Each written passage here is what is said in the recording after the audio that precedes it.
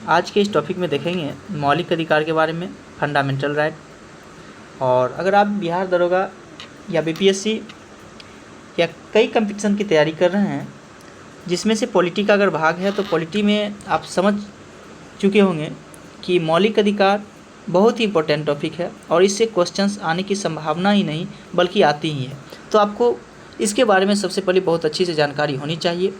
आज मैं उस क्वेश्चंस को लेकर के आया हूं जो कि अगर आप इस चीज़ को पढ़ लेते हैं तो आपकी एक भी प्रश्न ऐसा नहीं होगा जो कि मौलिक अधिकार से आपको पूछा जाएगा जो कि छूट जाए। तो हम सबसे पहले अगर हम बात करते हैं मौलिक अधिकार की, जो कि आर्टिकल या भाग की बात करते हैं, तो सबसे पहले आपको ध्यान देना है भाग 3 के अंतर्गत मौलिक अधिकार की चर्चा किया गया है। वही हम आर्टिकल को देखने के प्रयास करते हैं। तो 12 से 35 यानी अनुच्छेद आपसे पूछे मौलिक अधिकार हमारे संविधान में कहाँ से कहाँ तक देखने के लिए मिलता है, तो राइट आंसर आपका 12 से 35 हो जाएगा।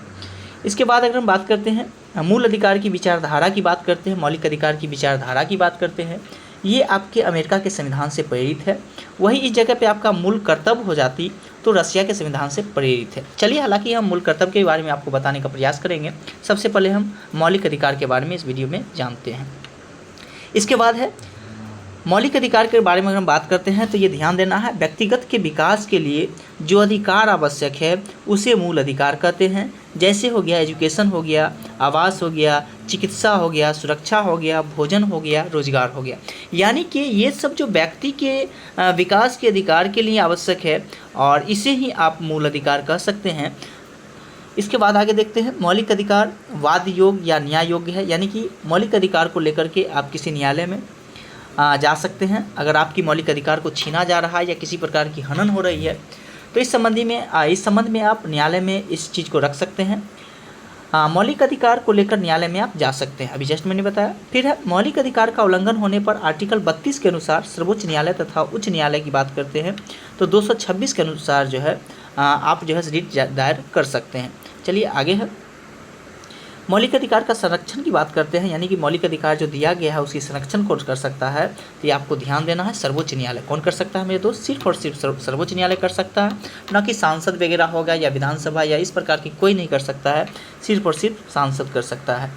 फिर अगर हम बात करते हैं मौलिक अधिकार की तो 26 जनवरी 1950 के समय 7 प्रकार के मौलिक अधिकार थे, लेकिन वर्तमान में अगर आपसे पूछे कितने मौलिक अधिकार है मेरे दोस्त, तो 6 मौलिक अधिकार है, जो कि एक आप ध्यान से सुनिएगा, संपत्ति के अधिकार, ध्यान देना है, संपत्ति का अधिकार जो कि 19 का ई में था, इसको हटा दिया गया और ये एक प्रकार की विधिक अधिकार को बना दिया गया है संपत्ति के अधिकार को।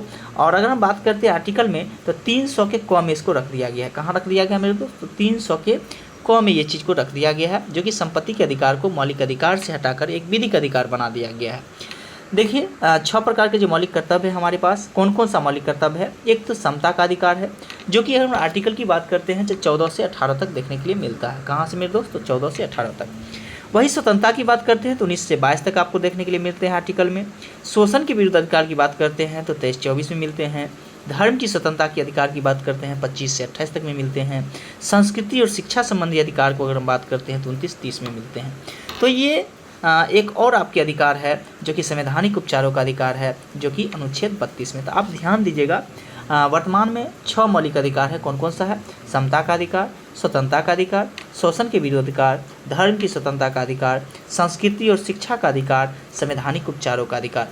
ये सब मेरे दोस्त ऐसे क्वेश्चंस है जो कि एग्जाम में कई बार पूछे गए हैं, बहुत बार पूछे गए हैं। और मेरे ख्याल से अगर आप देखिएगा किसी भी एग्ज़ाम की तैयारी कर रहे हैं जिसमें पॉलिटी का भाग है, तो आपको ये समझ लेना है कि मौलिक अधिकार से 100 to 100% आपको क्वेश्चंस आती ही है। तो इस चीज़ को लेकर के आपको गौर से इस चीज़ को ध्यान से याद भी करना है। चलिए आगे बढ़ते हैं। देखिए संपत्ति के अधिकार के बारे में मैंने जस्ट बताया था अभी आपको। संपत्ति का अधिकार की अगर हम बात करते हैं तो संपत्ति का अधिकार 26 जनवरी 1950 के समय मौलिक अधिकार था, जिसका उल्लेख अनुच्छेद 19 के 1 के 4 तथा अनुच्छेद 31 में था, लेकिन 44वें संविधान संशोधन 1978 में इसे विधिक अधिकार यानी 300 के क में रख दिया गया। अभी जस्ट मैंने बताने की कोशिश किया था आपको। फिर है 19 का 6 में अर्जित संपत्ति की चर्चा और अनुच्छेद 31 में पैतृक संपत्ति की चर्चा थी। हम जस्ट मैंने बताया था कि किस चीज़ की चर्चा किया गया था 19 का 6 में, तो ये आपका संपत्ति का अधिकार था। क्या चीज़ था? संपत्ति का अधिकार था। अब इसको किस प्रकार में? विधिक अधिकार जो है सो बना दिया गया है। और इसको अगर हम बात करते हैं तो कहाँ रख दिया गया है? 300 के क में उल्लेखित किया गया है। चलिए ठीक है। अब हम देखते हैं समता का अधिकार। समता के अधिकार की बात करते हैं तो आर्टिकल जो है 14 से 18 तक में है। वही अनुच्छेद 14 में क्या कहता है? विधि के समक्ष समानता या विधियों के समान संरक्षण की बात करता है। अर्थात कानून की नज़र में सभी लोग बराबर होंगे और कानून अमीर और गरीब के आधार पर भेद नहीं किया जाएगा। हालांकि मेरे दोस्त, ये सबसे ज़्यादा सुप्रीम कोर्ट में सबसे, अगर हम बात करते हैं विवादित आर्टिकल, तो यही सबसे ज़्यादा विवादित आर्टिकल है। आप भी इस चीज़ को एक नज़र से देखने का प्रयास करिएगा और देख सकते हैं जो कि कह रहा है, अर्थात कानून के नज़र में सभी लोग बराबर हैं। तो सभी लोग तो बराबर कानून के नज़र में है, लेकिन आप थोड़ा सा दृष्टि को दोहराइएगा तो फिर आपको लगेगा कि वहाँ भी थोड़ी सी दिक्कत है, लेकिन विवादित भी है सबसे ज़्यादा। तो आपको सिर्फ इस चीज़ को नहीं ध्यान रखना है, आपको याद रखना है समता के अधिकार की बात करते हैं तो आर्टिकल 14 से 18 में है। वही विधि के समक्ष समानता की बात करते हैं तो अनुच्छेद 14 में वर्णित किया गया है। आप इस चीज़ को ध्यान रखना है आपको। फिर आर्टिकल 15 में क्या कहा गया है? धर्म, मूल जाति, लिंग एवं जन्म स्थान के आधार पर भेदभाव नहीं किया जाएगा। ये आर्टिकल 15 के अंतर्गत ये कहा गया है, कोई भी व्यक्ति है, धर्म हो, मूल वंश हो, जाति हो, लिंग हो एवं जन्म के स्थान पर आप किसी भी व्यक्ति के साथ भेदभाव नहीं कर सकते हैं। ये आर्टिकल आपका 15 कहता है और ये एक मौलिक अधिकार में वर्णित है। चलिए आगे बढ़ते हैं। इसको थोड़ा सा हम देखने का डिटेल में प्रयास करते हैं। आर्टिकल 15 के बारे में देखिए, दुकान, सड़कें, होटल, सार्वजनिक आदि स्थान पर धर्म, मूल वंश, जाति, लिंग एवं जन्म के स्थान और लिंग के आधार पर भेदभाव नहीं किया जाएगा। अभी जस्ट मैंने बताने का प्रयास किया। फिर है आर्टिकल 16 क्या कहता है? लोक नियोजन के अवसर की समानता की बात करता है। किसके बारे में दोस्त? तो लोक नियोजन के अवसर की समानता के बारे में, अर्थात सरकारी नौकरी में सबको अवसर मिलेगा। अवसर देते समय राज्य योग्यता का निर्धारण कर सकती है, ऐसा आर्टिकल 16 में वर्णित किया गया है। फिर आर्टिकल हम 17 में देखते हैं, अस्पृश्यता का अंत। इसका मतलब ये है छुआछूत। अस्पृश्यता का शब्द ही क्या होता है मेरे दोस्त? छुआछूत। इसका अंत की व्यवस्था किया गया है आर्टिकल 17 में। अस्पृश्यता का निवारण किया जा सकता है कितने? तो आर्टिकल 17 में ऐसा कहा गया है। इसका आधार भी है। कौन कौन सा आधार है देखने का प्रयास करते हैं। देखिए आधार क्या है? शिक्षा द्वारा, जन जागरण द्वारा, सम्मेलन आयोजन द्वारा करके कानून बनाकर अस्पृश्यता के संबंध में कानून बनाने की शक्ति की बात करते हैं मेरे दोस्त, किसके पास है? संसद के पास है। संसद ने अस्पृश्यता निवारण अधिनियम 1955 पारित किया था। आपसे क्वेश्चन पूछा जा सकता है, संसद ने अस्पृश्यता निवारण अधिनियम कब पारित किया था? 1955 में पास किया था। और ये भी आपसे क्वेश्चन पूछा जा सकता है, अस्पृश्यता के संबंध में कानून बनाने की शक्ति किसके पास है मेरे दोस्त? तो सिर्फ और सिर्फ सांसद के पास है। इस बात को आप ध्यान रखिएगा। चलिए फिर आर्टिकल हम 18 की बात करते हैं। 18 में क्या कहता है? उपाधियों की अंत की व्यवस्था किया गया है। किसकी? उपाधियों के अंत के बारे में दिया गया है। यानी पुरस्कार उपाधि की श्रेणी में नहीं आती है। किसी प्रकार की पुरस्कार दिया जाता है तो ये उपाधि की श्रेणी में नहीं आती। इस चीज़ को भी आपको ध्यान रखना है। राज, शिक्षा और सेना के क्षेत्र में उपाधि दे सकता है, किसी अन्य क्षेत्र में नहीं। तो आपको इस चीज़ को भी ध्यान रखना है कि अगर हम बात करते हैं शिक्षा और सेना के क्षेत्र में उपाधि दे सकता है किस आर्टिकल का प्रयोग करके, तो ये आर्टिकल 18 के अंतर्गत जैसे ऐसा वर्णन किया गया है। कोई भी भारतीय नागरिक किसी विदेशी राज्य में कोई उपाधि नहीं ले सकता है। फिर से ध्यान से सुनना है, कोई भी भारतीय नागरिक किसी विदेशी राज्य में कोई उपाधि नहीं ले सकता है। ये भी आर्टिकल 18 में वर्णित किया गया है। फिर क्या है? कोई विदेशी नागरिक जो भारत सरकार के अधीन लाभ या विश्वास के पद पर है, किसी विदेशी राज्य में कोई भी पुरस्कार या भेंट राष्ट्रपति की अनुमति से ही ले सकता है। किसकी अनुमति से? तो राष्ट्रपति की अनुमति से ही ले सकता है। फिर देखना है आपको आर्टिकल, अगर हम बात करते हैं 1922 में किस चीज़ की चर्चा किया गया है? तो स्वतंत्रता का अधिकार। किसके बारे में है? स्वतंत्रता के अधिकार के बारे में चर्चा किया गया है। हम आर्टिकल 19 के ABCD को हम देखने का प्रयास करते हैं। अगर हम बात करते हैं आर्टिकल 19 में, तो वाक की स्वतंत्रता की व्यवस्था किया गया है। यानी कि इसको शब्द में अगर हम बोलना चाहें तो प्रेस की स्वतंत्रता हम बोल सकते हैं, यानी बोलने की स्वतंत्रता हम बोल सकते हैं। ऐसा आर्टिकल 19 में कहा गया है। फिर अगर हम बात करते हैं, देखना है 19 का 1 का क में विचार एवं अभिव्यक्ति की स्वतंत्रता के बारे में दिया गया है। प्रेस समाचार पत्र की स्वतंत्रता के बारे में दिया गया है। पूरा डिटेल में अगर हम बात करते हैं 19 का 1 के क में आपको दिया गया है विचार एवं अभिव्यक्ति की स्वतंत्रता, प्रेस समाचार पत्र की स्वतंत्रता के बारे में दिया गया है। वही देखना है आपको। देखना है थोड़ा सा। देखिए इसमें क्या किस चीज़ की स्वतंत्रता है। बोलने की स्वतंत्रता हो गया, विचार देने की स्वतंत्रता हो गया, कहीं भाषण देने की स्वतंत्रता हो गया, ध्वज फहराने की स्वतंत्रता हो गया, जानने की स्वतंत्रता हो गया। ये सब स्वतंत्रता अगर हम बात करते हैं आपको कहाँ मिलता है आर्टिकल में, तो आपको ध्यान रखना है 19 का 1 के क में। कहाँ? 19 का 1 के क में इस प्रकार की स्वतंत्रता मिलती है। चलिए आगे फिर देखते हैं। अब 19 का ख क्या कहता है मेरे दोस्त? 19 का ख में ये कहता है शांतिपूर्वक सभा या सम्मेलन करने की स्वतंत्रता दिया गया है। यानी कि कहीं भी आप शांतिपूर्ण रूप से जो है सभा कर सकते हैं। ये आर्टिकल 19 का ख में ऐसा कहा गया है। कहाँ है मेरे दोस्त? 19 का ख में दिया गया है। वही बात करते हैं 19 के ग में क्या है, तो संघ बनाने की स्वतंत्रता के बारे में दिया गया है। संघ बनाने की स्वतंत्रता 19 के ग में है, या सी भी आप बोल सकते हैं। ABCD के क्रम में आप बोलना चाहें तो सी बोल सकते हैं, वैसे आप ग बोल सकते हैं।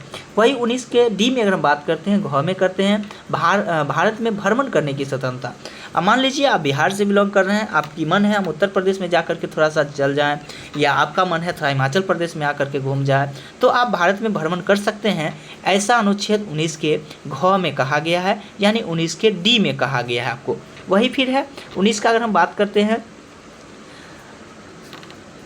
पी में, तो कहीं भी बसने की स्वतंत्रता के बारे में दिया गया है। कहाँ मेरे दोस्त? 19 के अंगों में क्या है, तो कहीं भी बसने की स्वतंत्रता के बारे में आपको दिया गया है। तो आप इस चीज़ को ध्यान रखना है। फिर आगे क्या है, हालांकि मैंने शायद ऊपर में आपको बोल दिया था मेरे दोस्त, जो कि संपत्ति के अधिकार के बारे में हम जस्ट मैंने बताया था आपको। तो आप ध्यान देना है आपको, संपत्ति के अधिकार कहाँ था, तो 19 का 6 में था। आप इस चीज़ को ध्यान, 6 में नहीं, यानी ABCD क्रम में अगर हम देखते हैं तो 6 में देखने के लिए मिलता है। तो शायद हमको कुछ ऐसा बोला गया था, तो आप इस चीज़ को थोड़ा सा समाधान कर लीजिएगा। हाँ, हम बता रहे थे कहीं भी बसने की स्वतंत्रता। मान लीजिए आप भारत के किसी भी स्टेट में आप जा कर के बस सकते हैं, इसकी स्वतंत्रता की बात करते हैं तो 19 का घ में दिया गया, अंग में दिया गया है। वही बात करते हैं अनुच्छेद 6 में, तो कोई भी रोजगार करने की स्वतंत्रता, यानी आप किसी प्रकार के जीविका यापन कर सकते हैं। जी में ऐसा कहा गया है, 6 में कहा गया है, 19 का 6 में इस प्रकार की स्वतंत्रता का वर्णन करता है। फिर आर्टिकल अगर हम 20 की बात करते हैं, अनुच्छेद 20 के बारे में अगर हम चर्चा करते हैं, तो इसमें कहा गया है अपराध के संबंध में दोष सिद्ध के लिए संरक्षण, यानी किसी भी व्यक्ति को तब तक दंडित नहीं किया जा सकता जब तक वह किसी कानून का उल्लंघन न करे। ऐसा आर्टिकल किस में है, तो 20 के अंतर्गत कहा गया है उस व्यक्ति का वही दंड दिया जाएगा जो उस कानून का उल्लंघन का निर्धारण है। एक बार कानून का उल्लंघन करने पर एक बार में एक ही बार उसको दंडित किया जाएगा, एक बार से अधिक नहीं किया जाएगा। ऐसा आर्टिकल 20 कहता है। देखिए इसमें से अगर हम बात करते हैं आरक्षण की, तो महिला आरक्षण की बात करते हैं 15 का 3 है। OBC SC ST की बात करते हैं तो 15 का 4 है। वही शिक्षण संस्थान की बात करते हैं तो आपका 15 का 5 है। आर्थिक आधार पर अगर 10% आरक्षण की बात करते हैं तो गरीब, जो कि समान गरीब को फिलहाल में अभी दिया भी गया है, जो कि 15 का 6 के बारे में है। इसके बाद है आर्टिकल हम बात करते हैं 21 के, तो इसमें चर्चा की बात करते हैं मेरे दोस्त, तो प्राण एवं दैहिक स्वतंत्रता का अधिकार है। किस चीज़ की है? प्राण एवं दैहिक स्वतंत्रता के अधिकार की चर्चा किया गया है। और ये इस चीज़ को आपको ध्यान रखना है, आर्टिकल 20 और 21 ऐसे आर्टिकल हैं जो कि राष्ट्रीय आपातकाल के समय में भी आपको इस चीज़ को रद्द नहीं किया जाता है, तो आपको इस चीज़ को भी ध्यान रखना है। यानी अपराध के लिए दोष सिद्ध की बात करते हैं मेरे दोस्त, तो 20 में है। और प्राण एवं दैहिक स्वतंत्रता के बारे में अगर हम बात करते हैं तो अनुच्छेद 21 में है। अनुच्छेद 21 में क्या है? सर्वोच्च न्यायालय द्वारा दिए गए निर्णय के अनुसार निम्न मौलिक अधिकार प्राप्त है, जैसे कि आप शादी करने का अधिकार, किसी व्यक्ति के साथ आप शादी करने के लिए राजी हैं तो आप कर सकते हैं, ये आर्टिकल 21 कहता है। लेकिन उसके लिए भी कुछ कंडीशनल होती है। अब ऐसा नहीं कि आप किसी 14 साल या 15 साल या 16 साल के गर्ल्स के साथ आप शादी कर रहे हैं, अगर मान के चलिए आप पुरुष हैं तो, या आप मान के चलिए लड़का ही है, तो ऐसा नहीं कि आप 18 साल 19 साल आपकी एज है शादी कर रहे हैं, तो ये भी एक गैर कानूनी है।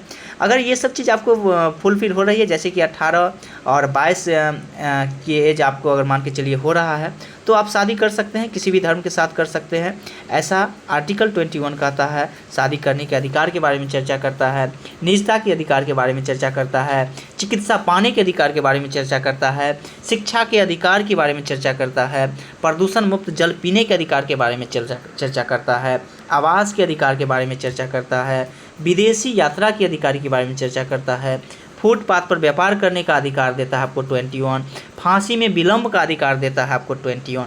तो हम क्या देखें, आर्टिकल 21 21 में जो है इतने सारी हमको स्वतंत्रता है, हम इस चीज़ के प्रति जो है आप अपने हक को जता सकते हैं। तो ये आर्टिकल की बात करते हैं मेरे दोस्त, तो 21 में ऐसा वर्णित किया गया है। फिर आगे हम देखते हैं 21 का क की अगर हम बात करते हैं तो इसमें शिक्षा के अधिकार के बारे में दिया गया है, जो कि 6 से 14 वर्ष के आयु के बालकों को निःशुल्क एवं शिक्षा अनिवार्य है, जो कि 86वें संविधान संशोधन 2002 के तहत ये जोड़ा गया था। इस चीज़ को आपको ध्यान रखना है, शिक्षा के अधिकार को कौन सा संविधान संशोधन हुआ था उसके तहत जोड़ा गया है, तो आपको ध्यान रखना है मेरे दोस्त, 86वें संविधान संशोधन 2002 के तहत इसको जोड़ा गया है। फिर आर्टिकल 25 कहता है कुछ दशा में गिरफ्तारी एवं निवारण कानून से संरक्षण के बारे में जो है आर्टिकल 21 में कहता है। तो आप ध्यान दीजिएगा, अगर हम बात करते हैं कुछ दशा में गिरफ्तारी की बात करें तो आर्टिकल कितना में है, 22 में है। इस चीज़ को भी ध्यान आपको रखना है। यानी कि क्या है, इसके बारे में आपको थोड़ा सा जानना है। किसी भी व्यक्ति को तब तक नहीं गिरफ्तार किया जाएगा वह कानून का उल्लंघन न करे। सबसे पहली बात तो यही है। इसके बाद है व्यक्ति को गिरफ्तारी का कारण बताया जाएगा तथा उसे मनपसंद वकील करने की अनुमति होगी। गिरफ्तारी व्यक्ति को गिरफ्तार की तिथि 24 घंटे के अंदर निकटतम मजिस्ट्रेट के सामने पेश किया जाएगा। इन 24 घंटे में वह समय नहीं जोड़ा जाएगा जो पुलिस स्टेशन से मजिस्ट्रेट तक पहुंचने में लगा समय है। तो आपसे क्वेश्चंस पूछा भी जाता है कि आर्टिकल जो आप 25 देखते हैं कि कुछ दशा में गिरफ्तारी होने के बाद कितने देर के अंदर जो मजिस्ट्रेट के पास जो पहुंचना होता है, तो आपको याद रखना है 24 घंटा के अंदर आपको मजिस्ट्रेट के पास जो उसको ले जाना होता है। लेकिन आपको इस चीज़ को भी ध्यान में देना है कि ऐसा नहीं कि जो आने और ले जाने और आने में जो समय लगता है उस चीज़ को ऐड कर लिया जाता है, उस समय को हटा करके 24 घंटा होना चाहिए आपका। चलिए आगे बढ़ते हैं। हाँ देखिए, अब शोषण के विरुद्ध अधिकार के बारे में हम जानेंगे, जो कि आर्टिकल की हम बात करते हैं तो 23-24 में ऐसा कहा गया है। आर्टिकल 23 में क्या है, मानव के दुर्व्यापार, व्यापार, बालात श्रम का निषेध करता है। यह अधिकार नागरिक और गैर नागरिक दोनों को उपलब्ध है, याद करना है आपको। हम बात करते हैं आर्टिकल 23 की, तो मानव के दुर्व्यापार या बलात् श्रम आपको अगर लिखा आ जाए, यानी बलात् श्रम किस आर्टिकल में वर्णित है, तो आपको याद रखना है आर्टिकल 23 में ऐसा कहा गया है। ये बिहार दरोगा के 2446 में क्वेश्चन पूछा भी गया था, बलात् श्रम किस आर्टिकल में है, तो आपको ध्यान रखना है आर्टिकल 23 में है। फिर आगे है 24 की बात करते हैं। आर्टिकल 24 में क्या कहा गया है, 14 से कम आयु के बालकों को जोखिम भरे उद्योगों में काम करने पर प्रतिबंध। यानी 14 वर्ष से कम आयु के बच्चे हैं तो उसको कल कारखाना में आप काम नहीं करवा सकते हैं, नहीं करना चाहिए। ये आर्टिकल की बात करते हैं तो 24 में ऐसा कहा गया है। आप इस चीज़ को भी ध्यान रखिएगा।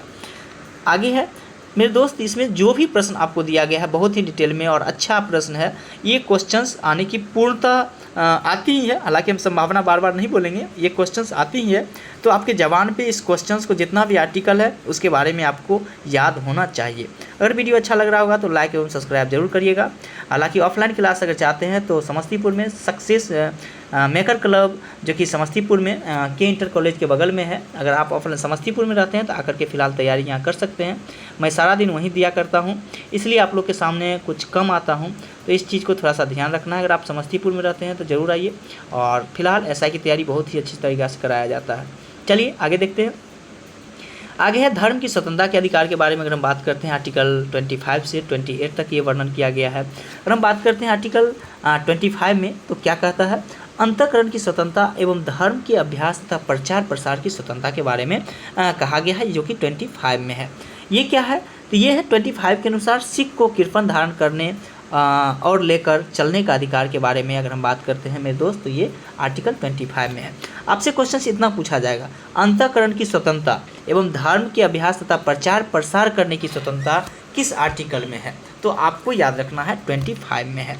फिर 26 के बारे में अगर हम बात करते हैं, धार्मिक कार्यों के प्रबंधन की स्वतंत्रता 26 में कहा गया है। आपसे क्वेश्चंस पूछा जाएगा, कौन से मौलिक अधिकार में धार्मिक कार्यों की प्रबंधन की स्वतंत्रता करता है, तो आप ध्यान में रखिएगा आर्टिकल 26 इसका राइट आंसर हो जाएगा।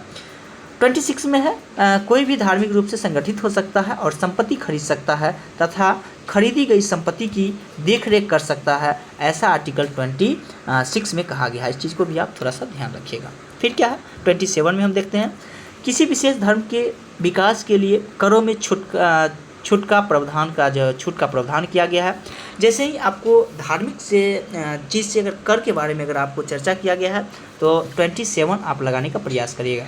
कर की मेरे दोस्त कर की व्यवस्था किस में है, तो 27 में ऐसा वर्णन किया गया है। और अगर हम बात करते हैं धर्म की स्वतंत्रता के बारे में तो टोटल कितना है, 25 से लेकर के 28 तक जो है आर्टिकल 25 से 25 से लेकर के 28 तक जो है धर्म की स्वतंत्रता के बारे में बताया गया है। देखिए 28 के बारे में अगर हम बात करते हैं तो 28 क्या कहता है, कुछ शिक्षण संस्थान में धार्मिक शिक्षा देने तथा उपासना में उपस्थित होने की स्वतंत्रता की बात करते हैं तो आर्टिकल 28 में है सरकारी शिक्षण संस्थाओं में कोई भी धार्मिक शिक्षा नहीं दी जाएगी। इस बात को भी आपको ध्यान रखना है, यानी क्या, जो किसी भी सरकारी शिक्षण संस्थान में किसी भी धार्मिक शिक्षा नहीं दिया जाएगा, यह आर्टिकल अगर हम बात करते हैं तो 28 में ऐसा कहा गया है।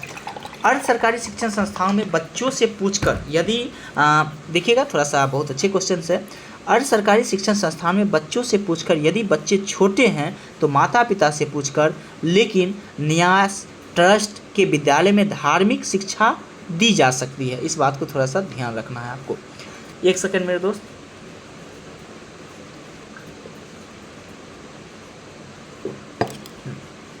देखना है आपको। संस्कृति और शिक्षा संबंधी अधिकार के बारे में चर्चा करते हैं तो शिक्षा और संस्कृति से अधिकार के बारे में अगर हम बात करते हैं आर्टिकल में तो ये 29-30 में ऐसा कहा गया है। जो कि हम बात करते हैं 29 की, आर्टिकल 29 को देखने का प्रयास करते हैं। इसमें अल्पसंख्यक वर्गों के हितों का संरक्षण की बात करता है, यानी क्या, संविधान में अल्पसंख्यक की परिभाषा धर्म और भाषा के आधार पर दी गई है। जो धर्म और भाषा के आधार पर अल्पसंख्यक है वो लोग अपनी भाषा, लिपि और संस्कृति कल्चर को नष्ट होने से बचा सकते हैं। ऐसा आर्टिकल कितना में कहा गया है मेरे दोस्त, तो 29 में कहा गया है। देखिएगा वर्तमान में 6 समुदाय को अल्पसंख्यक समुदाय का दर्जा दिया गया है। इसमें से आपसे क्वेश्चन पूछ सकता है इनमें से कौन सा अल्पसंख्यक समुदाय का दर्जा नहीं प्राप्त है, तो आपको सिर्फ याद रखना है 6 को प्राप्त है। वो कौन कौन सा अल्पसंख्यक वर्ग में आते हैं, मुस्लिम हो गए, बौद्ध हो गए, जैन हो गए, सिख हो गए, ईसाई हो गए एवं पारसी हो गए। इन 6 का नाम आपके मुंह पे याद होनी चाहिए। मुस्लिम हो गए, बौद्ध हो गए, जैन हो गए, ईसाई हो गए, सिख हो गए एवं पारसी हो गए। चलिए आगे देखते हैं। आर्टिकल 30 को हम देखने का प्रयास करते हैं। आर्टिकल 30 में अल्पसंख्यक वर्ग के अपनी मनपसंद की शिक्षण संस्थाओं की स्थापना तथा प्रशासन करने का अधिकार के बारे में देता है। आर्टिकल ये 30 है। धर्म और भाषा के आधार पर अल्पसंख्यक समुदाय स्कूल खोल सकता है और उसकी देखरेख कर सकता है। तो अल्पसंख्यक वर्गों के हित के संरक्षण की बात करते हैं मेरे दोस्त, शिक्षण संस्थान की बात करते हैं तो आप ध्यान रखना है आर्टिकल 30 में ऐसा कहा गया है। देखना है फिर आर्टिकल अगर हम बात करते हैं 6 में क्या है, तो संवैधानिक उपचारों के अधिकार के बारे में चर्चा करता है, जो कि संवैधानिक उपचारों के अधिकार 32 में है। और यही संवैधानिक उपचारों के अधिकार को डॉक्टर भीमराव अम्बेडकर के द्वारा संविधान की आत्मा भी कहा गया है। तो आप इन चीज़ को ध्यान में रखिएगा। आर्टिकल 21 संवैधानिक उपचारों का अधिकार मैंने जस्ट बताया, और यही जस्ट मैंने बताया कि भीमराव अम्बेडकर ने आर्टिकल 32 को यानी कि संविधान की आत्मा कहा था। फिर है मौलिक अधिकार का उल्लंघन होने पर आर्टिकल 32 के अनुसार सर्वोच्च न्यायालय जाया जा सकता है। मैंने जस्ट बताया था सर्वोच्च न्यायालय में अगर आपको जाना है मौलिक अधिकार के उल्लंघन को लेकर के तो आर्टिकल 32 का प्रयोग कर सकते हैं। लेकिन वही उच्च न्यायालय की बात करते हैं मेरे दोस्त तो याद रखना है 226, कितना 226 उसका राइट आंसर होता। अब देखना है मौलिक अधिकार को दिलाने के लिए 5 रीट या याचिका जारी करता है। अब वो कौन कौन सा रीट या याचिका है उस पर आपको ध्यान देना है। याचिका का अर्थ क्या होता है मेरे दोस्त, मीनिंग क्या होता है, आदेश, प्रलेख या लेख होता है। देखना है वो कौन सा 5 प्रकार के हैं। तो एक तो बंदी प्रत्यक्षीकरण है। बंदी प्रत्यक्षीकरण का मतलब क्या है, बंदी को मजिस्ट्रेट के सामने पेश करो, बंदी को मजिस्ट्रेट के सामने पेश करो, ऐसा बंदी प्रत्यक्षीकरण के द्वारा जो हम याचिका दायर कर सकते हैं। फिर परमादेश है। परमादेश का मतलब है हम आदेश देते हैं। प्रतिषेध का मतलब है मना करना। उत्प्रेषण का मतलब है पूर्णतः सूचित कीजिए। फिर है अधिकार परीक्षा की बात करते हैं, आपका अधिकार क्या है। जैसे कि आप कोर्ट में इस प्रकार की पेश करते हैं अधिकार परीक्षा के तहत वारंट जो है वो जारी करता है कोर्ट, तो कहता है जो आपका क्या आधार है, क्या अधिकार है। जैसे कि कोई मान के चलिए किसी प्रकार से फर्जी से नौकरी ले लिया है, अगर आप इस चीज़ को अधिकार परीक्षा के तहत ये चीज़ कोर्ट जारी कर रहा है तो वो कोर्ट उससे पूछता है कि आपका क्या अधिकार है, किस अधिकार से जो है आप ये जॉब कर रहे हैं, यही आपका अधिकार परीक्षा के बारे में आपको बताना है। तो आप इन चीज़ को याद रखना है, कौन कौन सा है। बंदी प्रतिचीकरण हो जाएगा, इसके बाद परमादेश हो जाएगा, प्रतिषेध हो जाएगा, उत्प्रेषण हो जाएगा एवं अधिकार प्रेक्षा हो जाएगा। फिर है आर्टिकल 33 की बात करते हैं, 33 की बात करते हैं। तो इसमें किस चीज़ की चर्चा किया गया है मेरे दोस्त? तो इसमें है सैनिक अर्धसैनिक बलों की खुफिया एजेंसियों के मौलिक अधिकार पर प्रतिबंध की बात करते हैं। तो 33 में ऐसा कहा गया है, सैनिक हो, अर्धसैनिक बलों हो एवं खुफिया एजेंसी के मौलिक अधिकार का प्रतिबंध करता है। आर्टिकल 32 में ऐसा कहा गया है। फिर देखते हैं आर्टिकल 34 के बारे में अगर हम बात करते हैं तो इसमें क्या है? मार्शल लॉ या सेना का कानून लागू होने पर मौलिक अधिकार पर प्रतिबंध। ये आर्टिकल कितना में है मेरे दोस्त? तो 34 में। इसको भी थोड़ा सा ध्यान रखने का प्रयास करिएगा। यानी मार्शल लॉ या सेना का कानून लागू होने पर मौलिक अधिकार पर प्रतिबंध है, ये आर्टिकल 34 में है। फिर है मूल अधिकार के संबंध में कानून बनाने की संसद की शक्ति जो है आपको कितना में है? 35 में ऐसा कहा गया है। यानी मूल अधिकार के संबंध में कानून बनाने की शक्ति जो है संसद के पास है, और ऐसा आर्टिकल कितना में है? तो 35 में है। तो आपने देखे कि अगर हम बात करते हैं मौलिक अधिकार की तो भाग कितना में था मेरे दोस्त? तो भाग 3 में था। और वही हम आर्टिकल की बात करते हैं, तो ये कहाँ था? 12 से 35 तक में था। तो ये आपका रहा मौलिक अधिकार से संबंधित जितने भी प्रश्न बन सकते थे, हालांकि मैंने बनाने का प्रयास किया। और ये वीडियो आपको कैसा लगा मौलिक अधिकार से आप बताने का प्रयास करिएगा। मैं नागरिकता हो या मूल कर्तव्य हो, जो भी संविधान से जो टॉपिक पे क्वेश्चंस आते हैं, मैं सारा टॉपिक्स आपको बताने का प्रयास करूँगा। तो ये वीडियो आप सबसे पहले कैसा लगा आप कमेंट करके जरूर बताइएगा। इसके बाद मैं नेक्स्ट वीडियो लाऊंगा आप लोग के सामने, जो कि मौलिक कर्तव्य पे होगा या नागरिकता पे होगा। तो सबसे पहले कमेंट करके जरूर बताइएगा। अगर अच्छा लगा होगा तो चैनल को लाइक एवं सब्सक्राइब जरूर करिएगा। चलिए फिर मिलते हैं नेक्स्ट वीडियो में, तब तक के लिए जय हिंद, जय भारत।